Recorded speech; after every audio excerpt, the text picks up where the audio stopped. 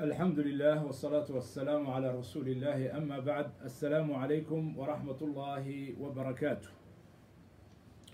دمان أصحابتا أحبابتا ميركستو الجوكتان وإذن سلامي إلهينا سبحانه وتعالى وحان كبريا أبو هرين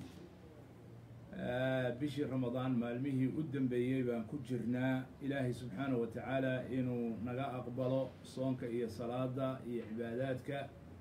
إلهينا خير نوجد ما يستروا أيان إلهي سبحانه وتعالى كبر إياه وحان رجينا يا بإذن الله تبارك وتعالى مصيبوينك إيه حضور هذا إيه حنون ضنا سعداه وريق إيه كورونا إيه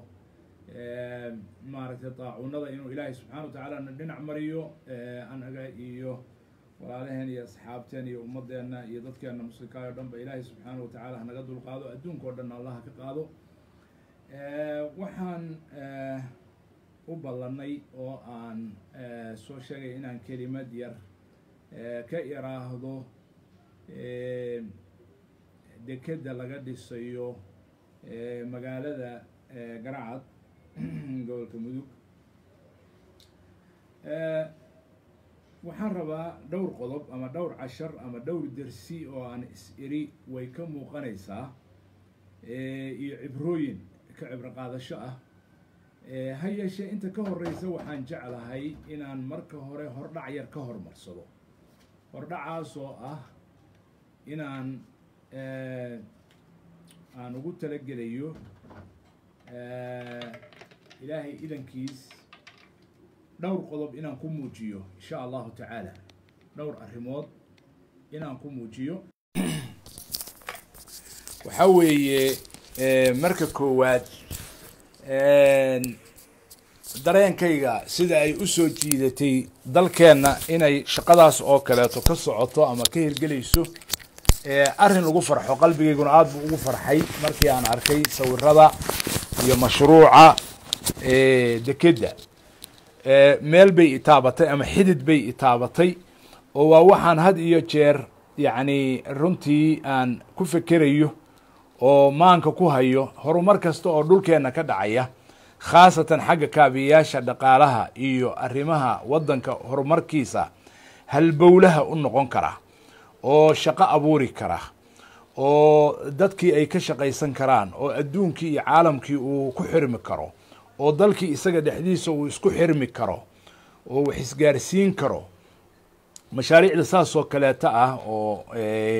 yani dhaqaalaha iyo horumarka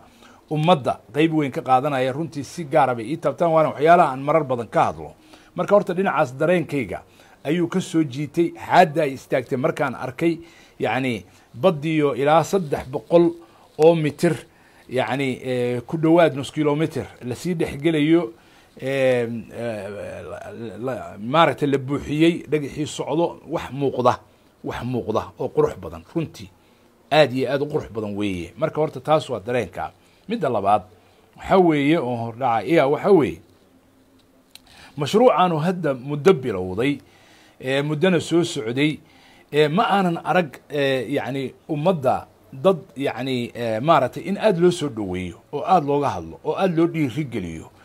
oo noocyada mashaariicdaas oo kaleeta ah dadka samaynaya ama dadka wax ka qabtay oo isu xilqaamay la dhiirigeliyo waayo waa camal ama shaqo aad iyo aad u xiiso badan marka mana aanan arag xagga ama dadkooda hormoodka ama madaxda ama ummadda dadkeeda maaragtay inay ka hadlaana way ugu kaliftay midda saddexaad waxa weeye waxaa ii muuqanaysay ummadda sida ay maaragtay dhalinyaro Soomaaliyeed oo injineero ah oo meeshii ka muuqanaya dalka walaalaha nahay ee Turkiga oo shirkadahooda qaar ay maaragtay shirkadda meesha wax contractor-ka ah oo ka fulinaysay ay iiga muuqatay inay ku guuleysatay shaqada degdega ah oo leeyahay maraakiib dhowr bilood kadib la rajaynayaa inay xataa ku soo xiran karto runtii waxay ahayd dareen aad iyo aad u culus marka horta dadka shaqadaas bilaabay ee isu xilqaamay horey wax waa ugala socday oo waan maqlay warkeedu waa igu soo duulay waqti hadda ka hor laakiin runtii in shaqadu sidaan ay iftiinka ugu soo baxayso oo heerkan ay leegtahay runtii ma aanan u haysan macluumaadkeedaasna ma hayn laakiin hadda macluumaadkeeda waan helay xataa hadda intaanan idinla hadlin telefonka waxaan ka dhigay garacad laftigeeda iyo injineerada ka shaqeynaya qaar kamid a inaan bal waraysto oo wadcigu sida u socdo iyo shaqada siday u socoto aan wax ka ogaado marka macluumaadkaas sidaasa uma aanan hayn waa yahay intaas haddaan uga soo baxo hordhaca waxaan rabaa inaan usoo degdego maxay tahay casharada ama yacni duruusta dekeda garacad inta aan ka aragnay hadda ayna tusayso maxay tahay midda koowaad ama casharka koowaad ay noo dhigayso waxay u dhigaysaa mashruucaasu wuxuu u dhigayaa dadka soomaaliyeed buu mar labaad wuxuu xusuusinayaa kartidooda inay wax qabsan karaan inay wax samaysan karaan inay hadday rabbigood tala saartaan naftoodana ku kalsoonaadaan inay horumar gaari karaan adduunka inay la tartami karaan meel fiican inay ka gaari karaan arrinkaasu waa dersi cusub weeye anigu alxamdu lilaahi rabbi alcaalamiin horta dadka soomaaliyeed waxaan ka mid ahay dadka ku qanacsan inay wax qaban karaan dadka aaminsan inay yihiin ummad firfircoon wax qabsan karta arrinkaasna iskama lihiye waa waxaan taabtay sidaa awgeed dadka soomaalida madax u noqonaya ama hunguriyeynaya inay madax u noqdaan ama siyaasiyiinta ah had iyo jeer waxaan kula taliyaa oo aan ku iraahdaa kow horta waxaad ku kalsoonaataan dadka soomaaliyeed waxaad ku kalsoonaataan inaad haysataan badaaco iibsami karta oo wax qaban karta oo qiimo leh bidaacadaasna waa dadka soomaaliyeed wey arrinkaa iskama lihiye waa waxaan taabtay oon ku soo dhex jiray haddaan wax yar yani halkaas tajribadeyda igu qancisay inaan ku qanco ummadda soomaaliyeed inay wax qabsan karto mar walbana aan ugu boorinayo dalkeenna sidan inuu ahaado ma aha aan u leeyahay dadka madaxda iyo dadka siyaasiyiinta raalli hayga ahaadaane aan u leeyahay waxa weeye waa waxaan taabtay weye gacanta kusoo taabtay waa tajribadeyda khaaska ah ama experiencegayga gaarka ah ayaan kaga sheekeynaya waa waxaan taabtay wey markii qaxa soomaalida dhibaatadeedu ay dhacday sagaashan iyo kowdii bishii abril january baa xamar waxaan filayaa qabtii dhacday bishii abril oo afraad anigu waxaan taagnaa xuduudda dadkii soo qaxay xuduudda kenya ayaan taagnaa waxaan taagnaa liboya waxaan taagnaa kiunga meelaha maaragtay mombasa xeryihii qaxootiga soomaalida ay u soo qaxeen ayaan la qaybsanayay bal wixii aan kaga qayb geli karno camalka tatawuciga ah ama volunteerka ah ee ummadda wax lagu gaarsiin karo wax laga qaban karo waxa aan markaa ummadda soo gaarsiinayn ama aan markaan dhibaatadooda soo aragno aan ama wax ka qorayey ama journaal aan ku qorayay ama ummad kale aan gaarsiinayay waxay ahayd dadka walaalahoona muslimiinta ah oo markaa khaliijka ay ugu badnayd inaan markaa qaylo dhaanta aan kula dhaco war dadkii walaalihiin ahaa oo soomaalida waxa la gaarsiiyo war maaragtay cisbitaal ha la dhiso war ardaydii waxa loo dhigo war maaragtay dadka gaajaysan ee xuduudda daadsan ee waqtigaas dee markaan u tagnay waxaan ka xeryihii utaanga iyo liboye iyo waxaan tagnay dadku saa isu dhex daadsan yahay geedaha hoostiisa fadhiyo ayaan tagnay ma garanaysaa marka carabta ayaan aadi jiray muddo ayaan saa ku jiray ilaa iyo 99 waxaan tegey maraykan iyo canada dadkii soo qaxay laftigoodii baa jooga maraykan iyo ummaddii soo qaxday oo soomaalida ahayd baa aada u soo badatay soo maaha oo waddanka ku soo badatay north america anigu markaa imaam baan ahaa imaam masjid iyo daaci ummaddan dhex taagan ummaddiisa dhex jooga maalintaa 99 waxaa hadda laga joogaa 21 sano soo maaha 21 sano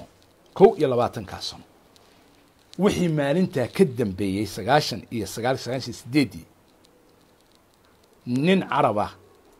ama ajnabiya waxma aanan weydiin oo soomaali waxuma weydiinin ugumana tegin ugumana qasdin intaas soomaali baan ka dhex shaqaynaya waxaan ku baraarugay oo ilaahay subxaanahu wa tacaala uu ifahamsiiyey isagaa mahadda ilaahay subxaanahu wa tacaala leh soomaali dhexdeeda inaanu waxaanu rabno annagu aanu samaysan karno masaajid haddaan rabno waa dhisan karnaa iskuul haddaan rabno waa samaysan karnaa cisbitaal haddaan rabno waa samaysan karnaa dhul haddaan rabno inaan dhisno waa dhisi karnaa ganacsi haddaan rabno inaan samayno waa samayn karnaa annaga oo bacdallaahi aan cid kale ictimaadin nafteenna ictimaadna taasaa waxay noo suurtogelisay maraykanka inaan anigu intii aan ka qayb galay yacni taqriiban asxaabtaan kala qayb galay dadka soomaaliyeed maraakistii iyo masaajidii iyo iskuulladii iyo noloshoodii iyo diintoodii iyo dhaqankoodii siday ku hormari lahayd oo adduunku uu la yaabo inaan ku samayno sanado kooban annaga oo aan shilin kale carab iyo cajam nooga iman dowlado nooga iman cid kale aanan wax weydiisan midaas waa midda igu qancisay fiiri masaajidada iyo maraakista tusaale waxaan usoo qaadanayaa markaska abubakar ee minneapolis waa markaska ugu weyn minneapolis state of minnesota gobolka la yidhaahdo stateka minnesota markhaati baa laga yahay waana hadda markaska gala u noqda youtube-ka gala musaabaqaadka qur'aanka caalamka la isugu yimaado ardaydiisu ay number 1 ka qaado dubay baa la isugu iman number 1 bay qaadaysaa ardaydiisu maraykan baa la isugu iman number 1 bay qaadaysaa suudaan baa la isugu iman number 1 bay qaadaya sacuudi baa la isugu iman number 1 bay qaadaya kuwait baa la isugu tagay qatar baa la tagay meel kasta oo la tago ardaydiisu waa mumayisiin 10 hore kama baxaan ama 5 hore mar buu riya ahaa marna vision buu ahaa vision iyo aragti marna wuxuu ahaa waaqic practical la taagay soomaali baana taagtay qiimaha ay leedahay qiimaha ay uu leeyahay shakhsiga soomaaliga iyo dadnimada soomaalida horta aniga meelahan ku ogaaday meelahaas waa mashaariic waa ka dhex shaqeeyey waa soo taabtay makhaayadahooda dukaamadooda yaa ganacsigooda jidadkooda dhallinyaradooda dumarkooda odayaashooda habrahooda ayaa la soo noolaa waa arkay siday nafta ugu hurayaan siday xoolahooda u hurayaan dadnimadooda iyo waxqabadkooda waa arkay waxaan idiin sheegayaa walaalo badan oo aan macluumaadkaas laga yaabay inaanay ogeyn yacni haydin ahaato motivation mar buu riyo ahaa baan idin iri marna wuxuu ahaa yacni markaskaasu maraakis kaloo badan buu ka mid yahay oo ilaa 16 state oo 50 state ka mid ah soomaalidu ay in badan ka taagtay mar baanu yacni meel kiraaha iyadoo lagu jiro ayuu waxay ahayd inaan ku riyoonayno markas weyn oo ummadda qaadi kara oo ay salaaddii ku tukato qur'aankii ku barato maxkamad u noqdo oo dhexdooda lagu kala xukumo gabdhaha iyo wiilasha la isugu nikaaxiyo arooskii xafladiisii lagu dhigi karo shirarkii lagu qaban karo yaa iskuulkii lagu samayn karo diin iyo adduunyo markas u noqon kara ummaddan oo maaragtay u geli karaa buu ahaa xilmi buu ahaa shilin u gey magaaladan u tag dadkan u tag gurigan garaac hebelkan garaac ya maalintii la iibinayey dhulku wuxuu nagu yiri ninkii lahaa wuxuu joogay 1,800,000 oo dollar buu joogay accountka maxaan kuu sheegayey mu'asasadana lacagta ay markaa haysatay 1 milyan waxbaaba ka dhinaa maba gaarihayn 1 milyan 800 taqriiban bay ahayd ama 700 baa ku jirtay 1 milyan iyo 800na waa la rabaa muddo 45 cisho ah ninku lacagtiisu kaash buu ku rabaa waa la saxiixay waa lagu dhiiraday iyadoon lahayn baa lagu dhiiraday ilaahay subxaanahu wa tacaala la isku hadlaynayo ثم dadka soomaaliyeed la isku hadlaynayo bacda dalika la isku hadlaynayo sheekadaydaas weliba siyaasiyiintu si fiican ha u dhegaystaan iyo madaxdu si fiican ha u dhegaystaan waxaanu ka hadlaynaa waa facts and figures waxay gaaladu tiraahdo waa arqaam xisaab iyo xaqaa'iq la taaban karo waaye waxaan ka hadlaynaa tusaale ahaan u qaado dadka Soomaaliyeed waxay galaan iyo waxay gudaan waa darsiga koowaad baan ku jiraa waxa weeye annaga oo 700 meelahaas kaliya akoonka ay taalo lacagta la iska rabaana milyan iyo 800 ay tahay mashruucaas projectigaas waa la saxiixay raggu qalinka lagu duugay muddo la soo maray oo 10 sano ku dhawaad bay isdiibal diyaarinay waxaas hawsha la daba joogay laakiin 2 bilood gudahood see lacagta hadda la hayo lacag leeg loo keenaa tiiman baa la sameeyay ummadii baa la dhex galay Soomaaliyeed wadanka oo dhan baa lagu firqay 40kii cisho ka yar ayaa milyankii lagu soo ururiyay dadka Soomaaliyeed baana laga qaaday ninkiina lacagtiisii faraha laga saaray waana laga soo wareegay waraaqihii iyo furayaashii waa fact qofka xaqaa'iqdaas arkaa soo kuma qancayo dadka Soomaaliyeed waxa ay yihiin kaas kaliya ma inta soo mashruuc ugu yaraan 250 markas oo Yurub iyo Afrika iyo Mareykan ah baan ka qayb galay oo aan ogahay maantana waxa ay qabtaan Soomaaliya ay dhistay aanina budgetkooda ay ku kaceen aanay ka yarayn $1 bilyan $1 bilyan waa 1 milyan waay gabdhaha Soomaaliya wiilasha Soomaaliyada dhalinyarada ardayda odayaasha iyo habraha beeshanka Soomaali waa dad nuxur la way runtayga hadday helaan hogaamin iyo hadaf wanaagsan hadday helaan Soomaalidu hadday hesho waa dad nuxur leh saas darteed ayaan waxaan ku iraahdaa war walaalayaalow dadka madaxda markaan u naseexaynayo ee Soomaali madaxtinimadeeda iyo kursigeeda war walaalayaalow dalkeenu waa dib dhacay intaas oo sano 20 sano ka badan 30 sano burbursan yahay kaabiyaashii dhaqaalaha maqan hawshii baa maqan dhaqaalihii baa maqan shaqadii baa maqan nabadgelyadii wax badan baa maqan war walaalayaalow ummadan u noqda iyada ayaad ku dhisi kartaan dalka waxaad rabtaan oo lacag iyadaad ka heli kartaan hadda ka hor baan ku iri madaxweyne xasan sheekh maxamuud ilaahay baa marxaati iga ah shariif waa ku madaxweyne xasan sheekh waan ku maxamed cabdullaahi farmaajo waan ku iri qof aanan ku oranin ma jiro walaalayaalow adduunka dibadda ha ka raadinina Soomaalida dhexdeeda ka raadiya guusha banaanka ha ka raadinina iyo taageerada ee horta dadka Soomaaliyeed ka raadiya hadda dadka Soomaaliyeed la jaan qaado wallahi iyaga dalkan dhisanaya cirkana gaarsiinaya kartideedina way leeyihiin arrinka hadda aan idiin sheegay kaliya ma aha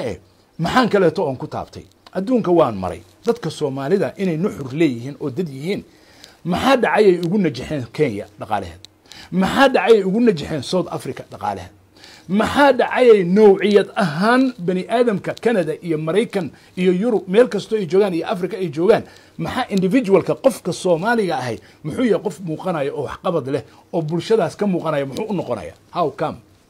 markii halkan loo baahdana aan loo helihayn adaan raadin ee waa jooga Soomaaligi waa jira Soomaaligi saas waa jooga marka horta tan waa darsi bulshada Soomaaliyeedna waxaan leeyahay darsigan يعني هذا هو دكد waxa loo bareeraya waxa la holinaya dekad waay dekadu waxay kamid tahay ya dekeduhu waxay kamid yihiin adduunku waxyaalaha uu ku tartamo kaabiyaasha dhaqaale ee ugu muhiimsan ayay kamid tahay wadamadu ku hormaraan dalalku ku hormaraan horumarka kale iyada soo jiida dalal kale wax ka soo degsanaya ummadaha kugu soo aruuraya ganacsiga badanaya ilaa iyo Ethiopia ilaa iyo South Sudan baa wax laga soo degsanaya haday dekedaadu facility leedahay haday dekedaadu marin la maro leedahay haday dekedaadu jidkii la mari lahaa leedahay haday dekedaadu meeshii laga soo degi lahaa ay leedahay walaalayaal dekeduhu saasay u yihiin muhiim dadka Soomaaliyeed ee mashruucan hadda isku dayay waxaan bogaadinayaa geesinimadooda waxaan bogaadinayaa dadnimadooda waxaan bogaadinayaa يعني أركتدودا وانا تان دتك الصوماليات كو أقاني أنا كشاري هذا 10 كلينا أطهي دتك الصوماليات مالك استجوجا كع أو دلكينا يدونكو لسه أو اسكت الشضع دتك الصوماليات ميل ويجاري كران لكن وحي ينهلن عدي كوقف إيدين لهيد كوه جامل لهيد كم معمول لهيد إلى هذا النصيب درهم أي ينهلن 10 كاسوا ميت كوات وميت كلابات cashar waxay u tahay arrintan siyaasiyiinta Soomaaliyeed bay mar kale xujo ku oogaysaa madax goboleedyada gobolada jooga kow ka soo bilow Puntland ilaa Jubbaland waxay ku oogaysaa mar labaad siyaasiga Soomaaliyeed baa shacabka Soomaaliyeed waxay mar kale ku oogayaan mashruucaanuna tusaale u yahay inay xujo ku oogaan siyaasiga Soomaaliyeed ee ku qanacsan ama ay ka tahay inuu yiraahdo Soomaaliya hadda waxba lagama qaban karo mashaariic infrastructure ah ama mashaariic kaabiyaal dhaqaale waa culus tahay oo dawladaha sameeyo oo lama hulin karo oo jidad ma dhisi karno cusbitaal ma qaban karno adeegyo ma samayn karno dekada ma samayn karno airport ma samayn karno sidaas ku qanacsan siyaasigaas waxay ku tahay xujo waxay ku tahay darsi iyo cashar loo dhigayo mar kale loo dhigayo ayay ku tahay maxaa dhacay haddiiba dadkii shacabka ahaa oo aan dawlad ahayn ay holinayaan mashruuciyadii kaabiyaasha dhaqaale kuwa horena ay sameeyeen tacliinta waddanka oo dhan iyagaa dhisay dadka Soomaaliyeed cisbitaalada ka dhaqdhaqaaqaya ee bareebka dadka wuxuun la dhigi karo xoogaa lagu neef celin karo yacni dhiigga lagu celin karana waa dadka Soomaaliyeed dadka qabtay cid kale maaha yaa dawlad wax kale laguma soo kordhin taas xujay ku tahayo dalkan anigu waxaan wali ku qanacsanahay waxaa la haray dadka Soomaaliyeed meel waa gaari karaane waxaa la haray siyaasigiisa la haray danaystaha siyaasi dantiisa kaliya ka fikira siyaasi jeebabkiisa kaliya ka fikira siyaasi ummadan iyo dalkan iyo dadkan aan ka naxayn aragti aan u hayn vision aan u hayn habeen iyo maalin aan ku fikirayn aan ku riyoonayn aan iyaga laga kala shawrayn war sidee waxa kan ku sameeynaa aan oranayn la tala ahayn meel kale to remorka looga hayo ama laga maalgeliyay baa ummadaas la haray maantana xujo labaad bay ku tahay dalkan lagama fulin karo mashaariic lagama fulin karo kaabiyaal dhaqaale dad yar oo masaakiin oo ganacsato iyo maalgashadayaal isu tagay waxaan ku boorinayaa meel kasta mashaariicdaas ka bilaaba Soomaaliya meel kasta hadda waa tan hobya la sameeynayo hobya ku xijiye oo wadankeena 3300 oo kilomitir way xeebtaas wax ka shaqaystay laada dekedaha adduunka ugu qaalisan baana laga sameyn karaa kalluunka adduunka ugu qanisan baan noqon karnaa top 10 kan gali karnaa adduunka dhoofiye baan gali karnaa maxaa noo diiday war aniga ma waxaad igu eedaynaysaa ma waxaad igu maagaysaa maxaad ugu riyoonaysaa sidaas miyaanan xaq u lahayn inaan ku riyoodo dalkaygu bad weyn buu haystaaye muxuu uga mid noqon waayey dalalka adduunka ugu dhoofinta badan kalluunka xooluu leeyahay miyaad igu eedaysaa inaan ku fikiro ama ku hamiyo aan gaaro ama yaanan gaarine muxuu u noqon waayey dalka ugu badan ee adduunka xoolaha u dhoofiya miyaad igu eedaysaa ama igu maagaysaa muxuu u noqon waayey dalka dekedaha adduunka ugu weyn badihiisa isku xirxira meeshii ugu istiraatiijisanayd adduunka ayuu fadhiyaa oo ilaahay dejiyey oo saddexda badood ay isugu imaanaysay Indian Oceankii iyo Red Seagii iyo Arab Seagii badii Carabta ay isugu imaanaysay adduunka isugu trafficgiisu u marayay miyaad igu eegaysaa gaar ahaan Puntland dal nabada dadkiisu dadnimo leeyahay maalin hore wax xusuusataan markii ay doontu la caariday Boosaaso dekedeeda ay soo gali kari weyday doontu inta dadku isu tageen oo kaceen bay waxay sameeyeen deked dabiici oo alaabta ay ku soo dejiyaan bay badda ku awdeen war ummadda sidaas oo iyadu doonaysa qaabka inay wax u qabsato qaabkaas wax u qabsato waxay u baahan tahay cidii ku hogaamin lahayd oo ku dhiiri gelin lahayd oo nidaamkeeda u sameyn lahayd oo matoorka ku kicin lahayd oo ku hagi lahayd kaliya u baahan tahay adduunka wax walba mucjisaad ay sameyn kartaa kaasuna 10 labaad 10 saddexaad waxay arrintan u tahay arrintan hadda waa maalgashi dad baa maalgashaday mashruucan sida hadda qorshihiisa injineerada aan ka fahmay ama aan ka akhriyeyna waxa weeye ilaa 1,100 qorshuhu ilaa 1,100 mitir badda in la galo waaye badda in la galo dherarka gudaha badda la galaayo badanaa dekedaha waxaa lagu xisaabiyaa saddex shay dekedaha adduunka oo dhan anigu intaan ka akhriyo research ka samay saddex shay lagu qiimeynaya mid waxa weeye dherarka iyo maaragtay angalada lagu sameeyo leexinta midna waxa weeye jambiyada maraakiibtu ku xiranayso ama beersiga ay dhahaan beersiyada ama marsada maraakiibta iyo ay ku xiranayaan waa lagu qiimeeyaa imise dekedaanu leedahay daaqadeedu tahay 4 marso ama 4 jambi 2 jambi maxaan kuu sheegaa 6 jambi 10 jambi 50 jambi 500 jambi ya dekedaha adduunka caalamiga ah dekeda muqdisho oo kaleeto masalan asaaskeeda marka la sameeyey 6 jambi waay baddana waxay gashaa hal kilomitir waa kun mitir waay berbere iyo kismaayo waa ka yaryihiin inta afar jambi waay taqriiban 4 jambi afar beers baan dhihi aan filaya cumqiga waxaa lagu xisaabiyaa cumqiga oo arrinka saddexaada maxaa yani imisa uu dherarku badda moolku uu gaarayaa 8 mitir 7 mitir 6 mitir 12 mitir 14 mitir imisa moolku uu yahay si maraakiibta waaweyn maraakiibtii iyo dherarkeeda loogu qaydo sida ay ugu soo xiranayso meeshaan maraakiib 20 kun oo tana 10 kun oo tana 50 kun oo 100 kun oo tana 120 kun oo tana ayaa imanaysa marka dambeeto inay u baahan tahay inay meel ku soo xirato kadibna waxa imanaya dekeda markaa de xagga technology-ga iyo xagga shaqada farsamooyinka kale wiishashkii iyo forkliftiyadii iyo alaabtii wax dejinaysay iyo yaardiyadii iyo dhulkii maaragtay banaanaa oo ay maaragtay ay ku fariisanaysay oo kaleeto iyo ayaa markaas soo raacaya marka deked hadda dadkan ganacsatada 10 saddexaad dad baa maal gashaday hadda waxaan yar laakiin waa tartiib yar waxaan mar walba ku iraahdaa ganacsatada walaalayaalow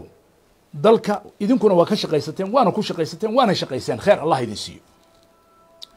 laakiin haddaanu weynay oo muddo 30 sano ah dawladnimadii inaga cadilan tahay xoolaheennii lama maalgashan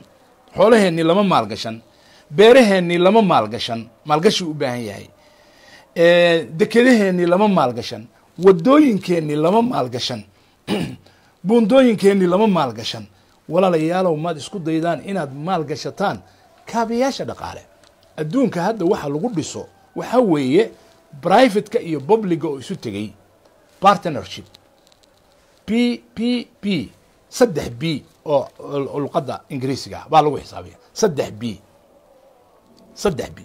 waa public private partnership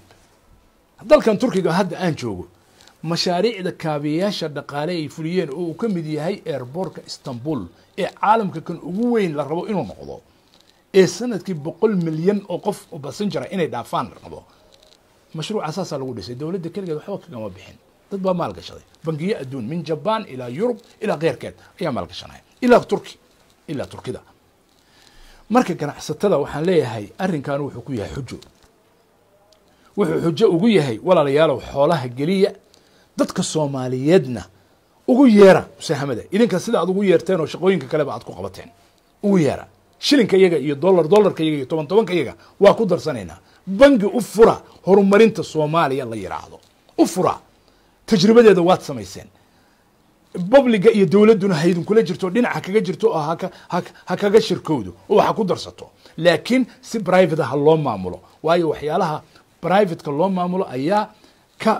ka horumarsan waxyaalaha public oo dawladnimada loo maamulo waxyaalaha dawladuhu ay maamulaan badanaaba way dib dhacaan oo way baabaan oo dadku xil iskama saaraan marka xoolihiinana geliya waxyaalo ummadana wax taraya kalluunkeennii waa la gurtaa idinku gurta kana shaqaysta kuna shaqeeya dadkana ugu shaqeeya beeraheennii waa cadilan yihiin ku shaqaysta oo lacagtan geliya boqolaalka milyan oo aad haysaan akawnada idinta la ama bangiyada kaliya seexanaysa ilaa dadka jeebkooda waxba kuma jiraan ma garat geliya meelaha geliya beerahan geliya oo qamadigan iyo bariiskan aan ka keenayno Thailand iyo dadka aan siinayno annagu aan soo baxno dadka kale aan siino geliya maxaa hortaagan dhulku waa nabade maxaa diiday xogaadan qirxada wiilashaana cayaaray meesha waa la qaban karaa dadka hadday ka shaqaynayaan marka dhulalka qaarkiisna waa nabad Puntland Somaliland meelaha badan baa maaragtay 30 sano nabadgelyo iyo barwaaqo u jooga waxaan cidina ku maagayn geliya xoolaha oo geliya beeraha oo geliya dekedaha oo geliya kalluunka oo geliya warshadaha oo wax dadka wax taraya idinkana lacag aad ka helaysaan ummaduna ay ka shaqaysanayso caalamkana aynu ku gaarayno adduunkana dhaqaalaheena iyo dadkeenu ku hormaray geliya aadsan ganacsatada ku leeyahay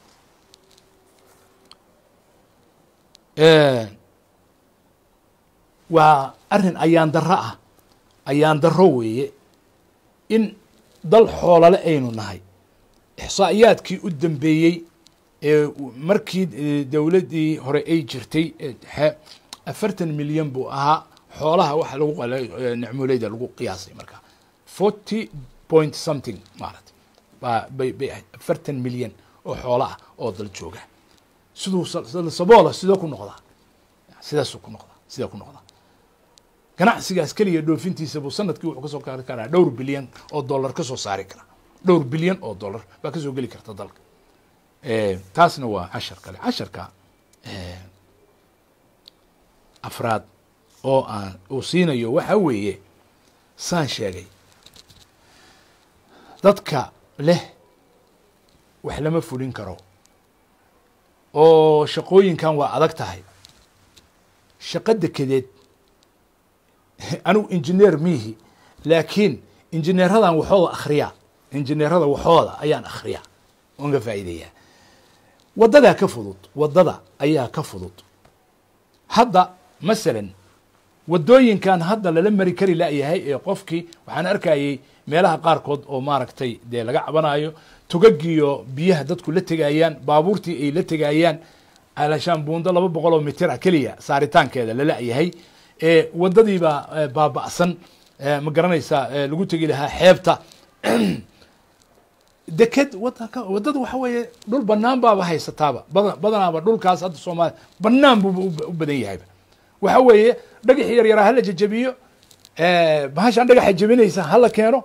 dhagaxa yar ha lagu shubo dhulka jeega hala qalabkii lagu grading lahaana hala keeno daamurkana hadhow ha lagu shubo haddii marka Turkidu ay lahayd sida wasiirkooda aan maalin dhexdaas ka dhageysanayay sanadkii baan waxaanu dhisaynay 1500 ilaa iyo 2000 oo kilomitir 2000 oo kilomitir oo asfalti ah oo jid waliba laba dhinacaas iyo laba dhinacaas ama saddex dhinacaan iyo saddex dhinacaan isu dhaafaya annaga waxa soo dhan wali ma gaarin bilow hanoo ahaato 2000 ma rabno inaan fulino kunna ma rabno inaan fulino laakiin hadda مثلا dekedan hadda maaragtay dekedan hadda samaysmaysa dad kale ha yimaadaan oo jidkan 300 kilomitir ee laamiga kale ku xiraaya ha qaataan iyagu tibkoodana ha ka soo ceshadaan isbaara yar ha dhigtaanin ama tool ha dhigtaanin hadda waxooda ka qaataan nafkii dawladuna ha la gasho projectiga ha la gasho qaybna ha ku gasho qayb kalena ha ku maxaa iyagana istismaar ha la siiyo lacagtan bangiyada taalo meelaha taalayna ha la geliyo halkan qiyaasta aniga aan hadda kala soo baxay ninkan wuxuu yiri Turkiga ah 2000 oo afarta dhinaca waxaa nagaga baxday oo aanu istismaar investment ku gelinay kow iyo yani 15,000 oo kilomitir 15,000 oo kilomitir waxaanu ku gelinay buu leeyahay 35 bilyan oo dollar baanu ku istismaarinay baanu ku maalgashanay waxayna ku soo noqonaysaa 5 sano gudood 4 sano gudood mise 5 sano gudood okay marka aad u qaybiso 15,000 oo baahan qiimo wuxuu noqonayaa halkii kilomitir ba taqriiban 2 milyan roughly 2 milyan oo dollar halkii kilomitir ayuu noqonayaa macna marka jidka hadiiba aan ka soo qaadno waa jid labada dhinac ah oo jasiirad dhexe leh oo aan la is arkayn qiyaastaas marka hadii aan ba ka soo qaadno gaalkacayo laamiga maraya ilaa iyo garacad masalan waxa weeye yani aad tiraahdo 300 kilomitir ma 200 kilomitir labada boqol oo kilomitr 400 milyan مثلا rafli u baahan tahay 400 milyan rafli waay haddii jidka laga yaraynayo dhulkuna dhul bannaan yahay buundooyin iyo godad buuro laga dusaayo aan u baahnayn jidku waxa laga yaabaa inuu intaa qiimihiisu ka jabanaado injineerada waxa ka shaqeyn doona injineerada ka shaqeyn doona ya injineerada ka shaqeyn doona marka مثلا tusaale ahaan 400 milyan baa tiri ama 300 milyan baa tiri hamaal gashadaan ganacsatada iyo dawladdu isu tagay shuruucan hal fuliyo 3 sano lacagteeda ku soo celinaya in dekadii wuxuu shaqeynaya hal fikiro dalkeena adduunkii waan ka haraynaa haddii kaleeto dadka Soomaaliyeedna waa dad wax qaban kara oo nuxur leh haddii la dhaqaajiyo oo la hogaamiyo oo la shaqo geliyo oo la hawl geliyo waxaan leeyahay marka dadka oranaya waxba lama fulin karo ilaa iyo maaragtay aamanuun 30 sano ku soo jirnay waxba lama fulin karo waa la fulin karaa waa la shaqeyn karaa shaqooyinku waa isdhinac socon karaan yani walaalaheen sidaas oo kaleeto Somaliland yani waxa weeye dal nabada muddo nabada ah ummad rabta horumar dhulkeeda dhisanaysa runtii aad aan u bogaadinayo laakiin dhinaca maamulka ummadahan waxa gabay waa maamulkooda Puntland dalka gobolka bari kaligiis waa dalka wadamo ka weeyahay wadamo adduunka caalamka jira buka ballaaran yahay marka yani adduunku wuxuu kula hadlayaa inta aqabsato adiga hadda aqabsato wallahi adduunka xataa soo hadda i'tiraaf iyo nil i'tiraafi waa hadda Somaliland Soomaaliya i'tiraaf agtaadu buu kugu imaan lahaa hadii dhulkaaga aadisto anigu waxaan diidayaa maxaa dhacay oo u diiday gobolka Puntland ama Somaliland maxaa u diiday inay sida Singapore noqoto maxaa u diidaya maxaa horumarkeeda inay samayso maxaa diidaya ma la ii sheegi karaa maxaa diidaya ma dadka diidaya ma nabadgelyada diidaysa ma xoolaha diidaya ma dadka Soomaaliyeed baan lahayn dad ya ma dadka Soomaaliyeed baan lahayn dad wax qaban kara baan aan lahayn say oran kartaa iyagoo Mareykan iyo Yurub iyo Africa meel walba qofka Soomaaliga uu yahay inuu si gaar ah iyo si public ah uu guusha u gaaro oo uu najaax u gaaro seedalkiisa uu gaaro see u noqon kartaa man suurtagal ma waxaan qodobka darsiga shanaad aan ku soo khatimayaa waxa weeye arrimaha mashaariicdan muhiimka ah kaabiyaasha dhaqaale wadamadu waxa ay dal ku hormaro ama lagu aqoonsado ama lagu qiimeeyo walaalayaalow waa waxa kaabiyaasha dhaqaale loo yaqaano ama infrastructure-ka loo yaqaano annaguna adduunkii hadda 30 sano intii yani iska daba wareegan aan ku jirnay adduunku waa socday waa in xoog la saaro adduunku wuxuu la hadlayaa ciddii xoog leh iyo ciddii dhaqaale leh cid kale tal dhageysan maayo lana la hadli maayo haddaadan adigu isqaadinna cid ku qaadi mayso dhulkaasoo qaadi mayso kaalmo aad cid u hoorsato gacantana wax ku noqon mayso kaalmona kuma samaynayso iyo baryo kuma dhisayso dhul kuma dhisayso dalna kuma dhisayso adiga way wax samaysan kara waxaan aad uga naxa oo mar walba aan la laqayooda maamuladeena marka aan ka maqlaayo nooc kasto yihiin deeqdii la bixinayay annaga waana la ka qadiyay deeqda la marinayo halka hana loo soo mariyo deeqda halka qaybtayadii annagu maana helin deeqdaas ay bixinayeen deeq bixiyaashu inta hana la ka siiyo annagu wixii maaragtay la qaybinayay halka la qeynay war walaal gacantaada maad ku shaqaysatid dadkaaga maad ku shaqaysatid maad ka maarantid deeqda aad sheegayso deeqda ilaahay qofkii baryo kaliya weligiis ictimaada nabigu calayhi salaam wuxuu yiri habaarkiisu waxa weeye ilaahay kuma dharjiyo weligaa ma aragtid dhereg weligaa ark saad waxaad ku jirtaa dad gacantiis un baad rajaynaysaa oo aad rabtaa inaad barido maad adigu la soo baxdo maad adigu isku kalsoonaato maad adigu shaqaysatid maad khayraadka ku hoos yaalla dadkaaga iyo dalkaaga kaga shaqaysi waxa aan ku dhaliilana waxa weeye raaliha iga ahdaane nimanka siyaasiyiinta Soomaaliyeed kuwa hadda soo hanqal taagay oo soo tumanaya birta soo tumanaya iyo kuwa hore noo soo maray waxa weeye waxa aan ku nacay oo aan ku dhaliilayo mar walba oo aan kula diray waxa weeye qadiyadii aan ku bilaabay oo wax kasta waa arkaan aan ka ahayn shacabka Soomaaliyeed way arkaan wax walba way arkaan laakiin kuma kalsoona dadka Soomaaliyeed qof aan dadka Soomaaliyeed ku kalsoonayn oo wax been karin oo isaga ku shaqayn karin oo wax ka soo saari karin hogaamiyaasha adduunku waa adduunka dhisay waa dadkooda ku kalsoonaa waa dadka dalkooda ku kalsoonaa habeen dhaweyd waxaan dhageysanahay Mahathir Mohamad hogaamiyihii hore Malaysia wuxuu yiri markii aan prime minister ka noqday waxa la weydiiyay Mareykan goorma tagtay 3 sano kadib oo say ku dhacday waaba lagu casuumay Mareykanka waxa lagu yiri kaalay markii aad prime minister ka noqotay 1981 markaasuu yiri waan diiday hadii waxaan ku iri waxyaalo kale aan ku mashquulsanahay waayo awlawiyadooda prioritigooda aniga ma ahayn inaan Mareykan tago ka soo xajiyo Washington aan ka soo xajiyo aniga ma ahayn orodkaygu sida madax badan oo dhulalka yeena buu yiri anaga hareeraha iyaga waxaad moodaa inay ka soo xajinayaan buu yiri markii Washington looga yeero orod markaan dhageysanayo waxaan ku iri waxaan hoosta ka iri ma aha kuwa badan oo Carabta iyo Afrika iyo meelaha iyaga anaga jooga kabaha xataa waa ka soo tagi lahayn hadii la oran lahaa imo Washington kabaha xataa ma xusuusteen xataa baan u malaynayaa iska dhaaf Mahathir wuxuu yiri anigu waxaan ku iri marka hore waxaan booqanayaa dawladaha anaga Aasiya oo nagu hareeraysa kadibna waxaan booqan doonaa dawladaha Pacifica kadibna waxaan booqan doonaa dawladaha Islaamka ee iga fog kadibna waxaan doonaa Commonwealth-ga qodobka shanaad baan Mareykan iman doonaa 3 sano qaadatay 1983 80 buu noqday madaxweyne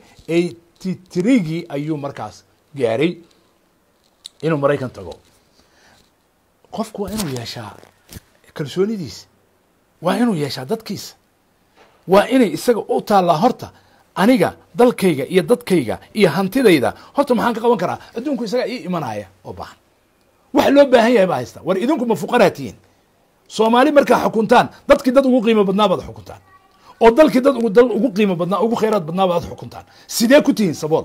idinka qalbiga saboolka ah oo niyadaad sabool ka tihiin oo aqoontaad sabool ka tihiin oo kalsoonidaad sabool ka tihiin ee kama tihidin waaqica sabool kama yihiin Soomaali sabool ma ah Soomaali dad liita oo daciifa ma ah dad wax qabsan kara way say wax u qabanayaan 30 sano waad u jeedaan iyaga oo dawladnimo iyo adduun aan haysan ayay adduunka ku tuseen oo proof gareeyeen inay yihiin ummad nolosha rabta oo noolaan karta oo wax samayn karta oo aan dhimasho ogolayn inay tahay bay tuseen ceeb kasto ay leeyihiin iyo wax kasto oo dacfi ay leeyihiin idinkoo waxaas haysta ma tihiin sabool laakiin waa inaad garataan waxa aad haysataan waxaad haysataan iyo waxa aad leedihiin waa inaad ogaataan waxaan leeyahay marka walaalayaal baddaan kala jiidan 3,000 dekedaha meel walba ka fura oo wadooyinka ka fura Soomaaliyeed tashada oo ganacsatooy dadkiina u fura oo ka shaqaysta oo ku shaqaysta oo maamulow soo jeesta indhaha kor u taagaysa ka soo jeediya hoos u soo jeediya oo adeegsada dadka Soomaaliyeed ee nuxur kale dadkan oo kale weeye dadkii wax loo dhiiban lahaa iyaga weeye dadkan oo kale to Soomaalida ka dhaxraadiya way ka buuxaan maxaa rakaabka xun meel walba iyo maamul walba idinku raray rakaab xun oo jawaabka u shaqaysta maxaa idinku raray maad ka keentaan dadka saan wax u qabanaya oo kale aad ka keentaan meel walba ka dhis oo ka taaga oo dadka fiican nuxur kale oo Soomaaliyeed adeegsada Soomaali way ka buuxaan Soomaali way ka buuxaan injineer iyagoo ah dhakhaatiir iyagoo ah muhandisiin iyagoo ah ya culama iyagoo ah muhaasibiin iyagoo ah dhaqaalayahan iyagoo ah maskaxdii u fiicnayd professor iyagoo ah bay ka buuxaan ka shaqaysta maxaa saqadul mataaca arab saqadul mataaca waxa taa alaabta ka daadata awrka heeriyadiisa waxyaalaha maala yacniga oo ka daata ya wixii daatay Soomaalida intii daadatay baad soo qaadanaysaan markaas waxaad oranaysaan mashaariic lama samayn karo dal ma hormari karo markaas daadku maalin walba wuxuu la tagayaa dadkiina wuxuu la tagayaa dadku la tagayaa baabuurtii buu la tagayaa daad baa la tagayaa jidkii 1 kila sameeyay baan waxba lagu darin maxay tahay waxaas maxaad ka joogtaan meelaha ka taagtaagantii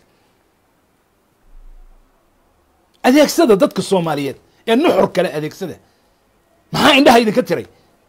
waxaan la yaabaa wasiirada la shakilaya baa la oranaya maamul hebel wasiiradiis baa la sameynaya 20 meesha taagan ee saqadul mataa wixii la soo qubay ah ayaa maartay lagu celinaya haye 2 sano kadib hadana wax soo kuwii meesha taagtaagnaa laftigoodii bahadana lagu celinaya haye sanad kadib hadana waxa la sameynaya idarka wixii meelaha taagtaagnaa hadana oo wax gabay bahadana lagu celinaya waa ku soo taagan yahay 20 sano 30 sano meesha ku soo taagan ya ummadda ma laga waay dadka kale waa idin ka carareen maxay idin ku sameynayaan dad nuxur leh oo aqoon leh oo ilaa iyo meelaha ka shaqeeyaan Google bay ka shaqeeyaan oo Apple bay ka shaqeeyaan oo Boeing bay ka shaqeeyaan oo Airbus bay ka shaqeeyaan oo adduunka shirkadaha ugu waaweyn bay ka shaqeeyaan oo jaamacadaha ugu waaweyn bay ka shaqeeyaan oo shirkadaha adduunka ugu waaweyn bay ka shaqeeyaan oo ganacsiyada adduunka ugu waaweyn bay maamulaan waa Soomaali waa nooc walbay leeyihiin maxaa idin diiday inaad raadisaan dadkiina maamulada haya maxaa idin diiday inaad raadisaan maxaa jawaanleyda iyo jeebleyda banaanka fadhiya idinku raray maxaa idinku raray markaasaad leedihiin 30 sano 20 sano hal jid baan samayn kari weyn hal kilomitir waa samayn kari weyn hal warshad waa samayn kari weyn hal kalluun waa dhoofin kari weyn hal markab waa keeni kari weyn hal dekad waa samayn kari weyn hal isbitaal waa dhisi kari weyn maxaa ku hadlaysaan waxaad rabtaan anaga inuu qanacsan ma jirto la soo jeedaa dadka Soomaaliyeed waxaan leeyahay marka oo hadalkayga ku soo khatimaya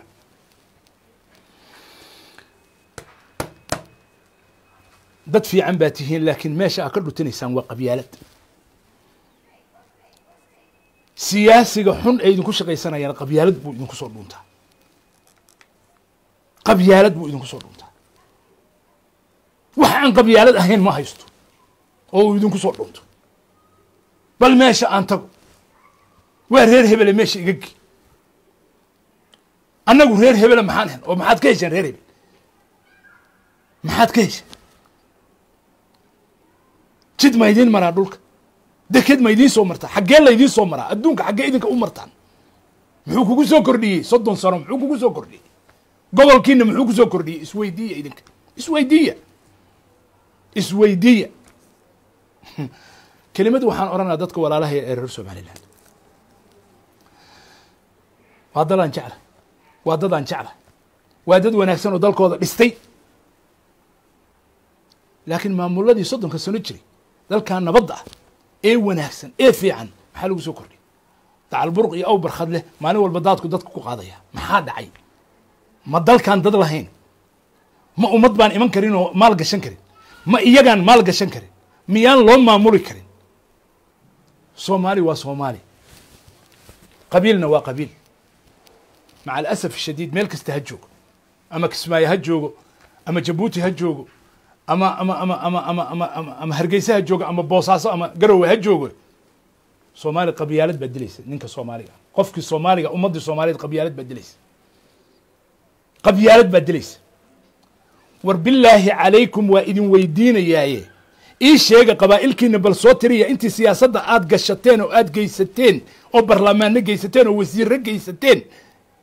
bal soo tiriya ilaa iyo 2020 sano bal ilaah baan idinku dhaariyay soo tiriya meel maanta jiraan iyaga daar dhistay maxay idin qabteen qabiiladiin gabdhihiinni baa waxay ku dhimanayaan umul raac ku dhimanay dadkiinni baa meelay maraan aan hays dhakhtar la dhigo oo neefta qofka loogu soo celiyo idin ma haysataan maxay idin taageen adduunkii bay idinka reebeen adduunkii bay idinka reebeen waa idinkala hareen iyagaa idinla haray ee dadka Soomaaliyeed meel bay gaari lahayn ka waantooba qabyaaladda ka waantooba tooba dhaha caqligiina fura maskaxdiina fura weli waxaan taaganahay 4.5 hadda waxaa la soo socdaa doorasho soo socota leeyahay laga wada hadlaa doorasho oo doorashada maxaad ku samaynaysaa soo sidii uun ma soo celinaysaan afarta idin fadhida iyo masaska meelaha idin fadhiya ee jeebabka waaweyn aan dhargin ee aborka soo idin ma fadhiyaan oo hadda ma rabaan oo hadda ma qorsheynayaan inay iyagu soo noqdaan oo iyagu yimaadaan meeshan xaaladdu iska sii taagnaato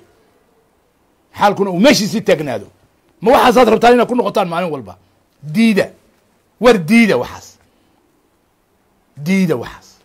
soomaaliya xorooba ka xorooba cudurkan kansarka wallaahi iyo bilaahi haddaaya dhalinyaro ay weydiinaysay muxaadarad kaleeto aan ku jiray waxaa la yidhi fayruskan corona baa laga hadlayay waxaan ku idhi wallaahi bilaahi corona waxaa ka daran cudurka in hayo oo aynaan ogeyn oo qabyaaladda la yidhaahdo wallaahi corona wuu ka daran yahay maxaa dhacay coronadan waaba la garanayaa waba muuqdaay qofkii neeftii baa ku dhegtaa lagu leeyahay kan maskaxduu dilaa oo qalbiguu dilaa oo garashaduu dilaa oo kartiduu dilaa oo dadnimaduu dilaa halkaas wuxuu iska ilaashanayaa qof yani qalfoof ah qalfoof baa kursiga u fadhiya waa reer hebel bes wax kaloo lagu ilaashanayo male war heedhe muxuu sameeyey muxuu keenay muxuu kordhiyey 1 kilomitr ma kuu dhisay adduun ma kugu daray muxuu kuu qabtay bal ii sheegay tus facts and figures xisaab baan u baahanay munaadaran u baahanay dood baan u baahanay la qabto banaanka la keeno facts la keeno dadka Soomaaliyeed wax waa qabsan karaan waxna waa dhisan karaan daliilku waa kan kuwa horena waa idin sheegay way qabsan karaan wayna samayn karaane idinku ma ku hogaamin kartaan mise waa ka leexanaysaan ma ku hogaaminaysaan mise waa ka leexanaysaan ka leexan maayaan anaa idin sheegay waayo qabyaalad bay idinku awrkacsanayaan jaranjaray idinka dhiganayaan dhiigiinay ka macaashayaan dareenkiinay ka macaashayaan maxay soo kordhiyeen maxay keeneen waxba may keenin walaalayaalow aniga colaad igalama dhexayso nimankan siyaasiyiinta ah colaad igalama dhexayso qof ay colaad igala dhexaysaa wallaahi inaanay jirin qof aan gaar u nacaya wallaahi inaanay jirin gaar u jirin nimankii soomaalida madaxda ka soo noqday hadda Soomaaliya madaxda ka soo noqday ilaa iyo Sheekh Shariif saaxiibkaygu waa intaanu madaxweyne noqon maka gurigaygan ku casmay isaga iyo wadaadadii maxaakimta oo la socday oo rag qiimo badan ahaa oo ay markaa wada socdeen oo asmara ka yimaadeen sheekh Shariif Sheekh Axmed iyo Sheekh Xasan Daahir iyo Sheekh Dr. Umar Iimaan saddexdoodii niman oo madaxda ka ahaa maxaakimta oo asmara ka yimi oo maka noogu yimi intaas oo jeer ayaan gurigaygan ku casmay saddexdood saasay isu dhinac fadhiyeen sidaasay saddexda kursi isugu dhinac fadhiyeen kadibna kitaab dhan baan ka qoray oo la yidhaha taariikhdu waa markhaati inta naseexo aan u gudbiyey 2009 markay dagaalada iyagu dhexdooda galeen oo laba u kala jabeen oo Shariifku uu madaxweyne noqday qoladan kalena ka soo horjeesteen war walaalayaal ka daaye hadduu kursiga ku fariistay hadda fadhiyo bal Soomaali danteed ha loo daayo hal la daayo oo saaxiibkiin weeye daaya waa qoran tahay ma aha anigu waxaan sheeganahay ma sheeganahay sheegasho maaha waxaygu waa written waa qoran tahay taariikh qoran waay alxamdulilah rabbil caalamiin taariikh qoran waay waa qoran tahay markaasaan ku iri walaalayaalow daaya soo kursiga hadda isugu ma fariisan adduunku soo ma ictiraafin u daaya iska daaya haddaan ku kicinayna dagaal ka daaya ya tusaalayaal baan ugu soo qaaday xataa Mandela iyo nimankii caddaanka ahaa ee gumaysan jiray iyo sidoo cafiska uu sameeyay iska daaya maya lama dhegeysan ma daynayno ma ku fariisan karo kursiga ha ka boodo ha ka kaco ha ka yeelo hayo isaguna raggii saaxiibadiisaasi ula macaamilama waxaad ogtihiin baa dhacay waa lagu kala guuray waa la kala fardhaday raggaasna rag yacni qiimaha Soomaaliya ay ugu fadhiyeen kama sheekayn karo xasan sheekh sidaan idin sheegay Maraykan uu noogu yimi waxaan ku iri walaalow dhaqaalaha bannaan ka raadinayso iyo Yurub Soomaali baa ku haysan ku iri intaan idin sheegayaan u sheegay waa kaas hay ugu beeniyo uu nool yahay soo xay yursaq ma shirkana waa la fadhiyay intaas oo dada fadhiyay qoraal ahaan iyadoo ahna waa u dhiibay waxaan ku iri walaalow Soomaali kalsoonideeda qaado iyada kula dhisaysa dadka dhaqaalaha u baahan tahayna 1 bilyan iyada kula soo aniga kula soo ururnaan ku iri aniga Maxamed Idriis kula soo ururnaan كان كلسونيدا بس Soomaali way awoodaa ana dadka naseexo way waxaan gudbinayna waxa aan ka hadlayaana waa wax aan soo taabtay way walaalayaal ما هو اسك هودا اسك راعسينايا ما حاشا لله يا sidaas oo kale ayaan ugu naseexanaya maxamed cabdullaahi farmaajo ilaa haddana waa u naseexaya ilaahay subxaana wa tacaala dhammaantood ba khayrka ha waafaji marka war shalay baad saan ahayd ummaddii soomaaliyeed oo kuu heegan ah oo kuu wada taagan baadan waxba ka qabsan baadan meelna u kaxayn baadan mashruucna ku jeedin baadan dalkoodii ku jeedin inay dhistaan oo ay dhaqaaqaan oo iyagu kula dhaqaaqaan maya qataraan aadi iyo waxaan aadi turki iyo waxaan aadi maaragtay abu dhabi iyo waxaan aadi iyo war abu dhabi iyo ha ii dambeeyaan war qatar iyo ha ii dambeeyaan war maaragtay turki iyo bahal iyo sacuudi ha ii dambeeyaan war soomaali aawo horta soomaali aawo ma weydiis ma la fariisatay iyada maxay tahay iyadu maxaaba ma dad aan waxba gelinba maxay yihiin iyagu dad wax awoodi kara maaha miya war ummad qiimo badan baad haysatahay ummadaada horta wax ka noqo taasaan anigu ilaa hadda waxaanu isku haysanaa intaas wax kale ma waxaan leeyahay war ummadaada nin ummadiisa ku kalsoon baa ummado kaleeto ixtiraamaan nin dadkiisa iyo dalkiisa waxba ka noqda ayaa dadka kale wax ka noqda orodkan iyo wuftaan banaanada ordaysa iska daayo gudaha ku orod dadkaaga ku dhex orod marka dad yahow soomaaliyeed waxaan idin leeyahay qabyaaladan iyo beladan maskaxdiina xoreeya ciddii wax idin taraysa soomaali way ka buuxdaaye dadkaa la soo baxa diida waxa kalena qabiil walbana way ku jiraan qabiil walba way ku jiraan dad fiican baa ku jira oo aqoon leh dadkaas la soo baxa dadkaas la soo baxa raadsada aqoonta leh oo fiican iyaga doorta haddii hadda doorasho kale idiin noqotona nin iga dambeeya ha weydiinina haddii aan wax laydinkala tashanayna maalgashi iyo kaambayna dibadda laga keenayo waxba idinkuma taalo waxa idinku taalo male qof dibadda laga maalgashaday waxba soomaali uguma yaallo wax ugu yaallo ma laha waxa weeye waxaan aad ula yaabaa qof doonaya soomaali inuu hogaamiyo oo haddana ictiqaadsan ama ku fikeraya ama oranaya ama ku sheekaynaya soomaaliba fataa dhuglayaal waaye saasun baa loo maamulaaye faa'iido kale ma ay laha wuxuuna rabaa siyaasaddeeda inuu wax ka noqdo wuxuuna rabaa inuu iyada xukumo iyada hogaamiyo iyadiinubu saasuu u arkaa bani aadam aan waxba ahayn oo qiimo lahayn saas in loo macaamilo maahine oo sidaa loo waxeeyo maahine wax kale ma istaahilaan saasay istaahilaan wax loo qabtana waktigeedii maba la joogaba hadda in wax loo qabto in wax loo dhiso maba la joogaba waktigeeda lama joogo ummaddan waxaas dadka saas say doonayaan inay soomaali ku hogaamiyan see doonayaan waa waxyaab leh marka dadkiina nuxur kale raadsada qabyaaladana iska daaya dadkana la xisaabtama siyaasiga la xisaabtama siyaasiyiintiina la xisaabtama war maxaad qabatay halkan soo dhig 1 2 3 4 5 halkan soo dhig haddii kale soo maaha adeer albaab qabso asalaamu calaykum waraxmatullah iskalaan fiirsanaynaa nadaa midda kalena soomaalida waa cod yeelataa cod waa inaan yeelanaa war annagu weliga iyo ma waxaan noqonaynaa xoola lagu xerayo maarata xerada lagu xerayo waa inaan anagu wax iyaga anagu codkayga aanu ku dooran karnaa waxaanu rabno aan dooran karnaa wax intaa ka hooseeyana maba yeeli karno hadday timaadana wax la yeeli kara maaha wax noogu jirana maba laha aan ku leenahay wax aanan anagu waa inaan anagu keennaa haddaan soomaalina haddii kale soo maaha inta ilaahay faraj ka furayo danihiina qabsada oo xoolihiina maalgashada oo meelihiina ka shaqaysta oo dekadihiina furta oo hadda waa hobyo fura oo jidkeeda fura oo dhisa oo niman yahow ganacsatadaay iska daaya lixijaclada iyo laxala xoogaa dhigaysaane dalkiina geliya oo geliya kaabiyaasha dhaqaale geliya oo beeraha geliya oo xoolaha geliya oo waxaan yaalla oo dadka soomaaliyeed kaga shaqaysiiya oo ummad yahay isku kalsoonada oo dadkiina aqoonta leh saa u adeegsada intaas waxaa iga keenay waxaa weeye alxamdu lilaahi nimankaa walaalaheena aan arkay dadaalka ay samaynayaan haddana waa maqlaynay insha allahu tacaala hobyana in la bilaabayo zaylac in la bilaabo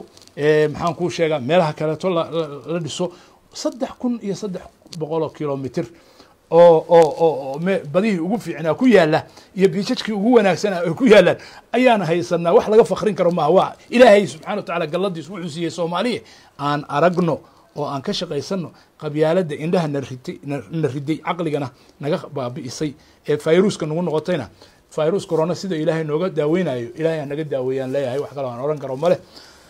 إلهي سبحانه وتعالى توفيق ده هنا وافجيه ربي سبحانه وتعالى أمد الصوماليات برواقو إيا خير iyo wanaag baan ilaahay subxaanahu watacaala uga rajaynaya mashruucaas walaalaheen ay wadaan ee hobyo hadda ka wadaan ee garacadna ilaahay ha u guuleeyo kan hobyo ilaahay ha ku guuleeyo kuwa kaleeto oo la dhisay ilaahay subxaanahu watacaala ha ku guuleeyo wixii wax ummadan kusoo kordhinaya ilaahay subxaanahu watacaala tawfiiqda ha waafajiyo ilaahay khayrkeeda ha keeno anigu waxaan la jeclahay waxa weeye adduunkaas aan marayo baan waxaan leeyahay dalkayga soo xusaa maxaa dhacay dalkayga u noqon waay